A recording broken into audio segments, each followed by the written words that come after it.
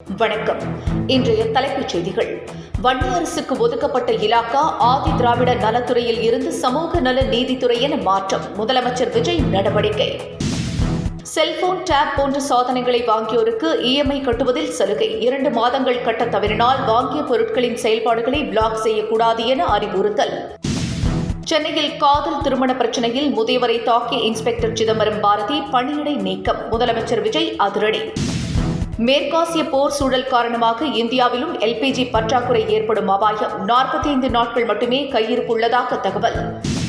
தங்கத்தின் விலை இன்று மீண்டும் சரிந்தது. ஒரு சவரன் ரூபாய் 240 குறைந்து 1,18,240 ரூபாய்க்கு விற்கப்படுகிறது. இனி விரிவான செய்திகள். தமிழக அமைச்சரவையில் ஐஎம்யூவில் கட்சியை சார்ந்த ஷாஜகான், விசிக கட்சியைச் சேர்ந்த வன்னியரசு ஆகியோர் புதிய அமைச்சர்களாக பதவியேற்றனர். இதில் விசிக அமைச்சர் வன்னி அரசுக்கு ஒதுக்கப்பட்ட ஆதி திராவிட நலத்துறை தற்போது சமூக நீதி நலத்துறையாக மாற்றப்பட்டுள்ளது. ஷாஜகானுக்கு சிறுபான்மையினர் நலத்துறை வழங்கப்பட்டுள்ளது. இதனைத் தொடர்ந்து முதலமைச்சர் உட்பட அனைத்து அமைச்சர்களுக்கும் இலாக்காக்கள் ஒதுக்கப்பட்டுவிட்டன. தமிழகத்தில் நாளை முதல் சுங்கக் கட்டணம் உயர்த்தப்படுவதாக அறிவிக்கப்பட்டது. அண்மையில்தான் கட்டணம் உயர்த்தப்பட்ட நிலையில் மீண்டும் உயர்த்தப்பட்டிருப்பது அதிர்ச்சியை ஏற்படுத்தியுள்ளது.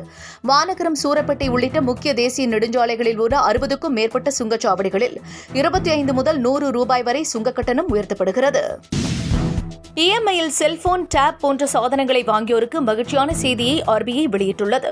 இவர்கள் 2 மாதங்களுக்கு இஎம்ஐ கட்டணம் தவறினால் அவர்கள் வாங்கிய சாதனங்களின் செயல்பாடுகளை பிளாக் செய்யக்கூடாது என்று அறிவுறுத்தப்பட்டுள்ளது. 90 நாட்கள் வரை அவகாசம் கொடுக்க வேண்டும் என்றும் கூறப்பட்டுள்ளது. மேற்காசிய போர் சூழலால் இந்தியாவில் நாள்தோறும் 4 லட்சம் பீப்பாய் எல்பிஜி பற்றாக்குறை ஏற்படுவதாக தகவல் வெளியாகியுள்ளது. மொத்த எல்பிஜி தேவையில் 2 பங்கு இறக்குமதி செய்யப்படுகிறது. மே 16ஆம் தேதி நிலவரப்படி 45 நாட்களுக்கு மட்டுமே எல்பிஜி இருப்பு வைக்க நம்மிடம் வசதி உள்ளது. இந்த சூழலை சமாளிக்க வழக்கமான இறக்குமதி நாடுகளை தவிர்த்து ஆஸ்திரேலியா, அர்ஜென்டினா, சிலி நாடுகளிடமிருந்து இறக்குமதி செய்ய மத்திய அரசு நடவடிக்கை மேற்கொண்டுள்ளது. சென்னையில் காதல் திருமண பிரச்சினையில் முதியோரை தாக்கிய இன்ஸ்பெக்டர் சிதம்பர பாரதி அதிரடியாக இடைநீக்கம் செய்யப்பட்டுள்ளார்.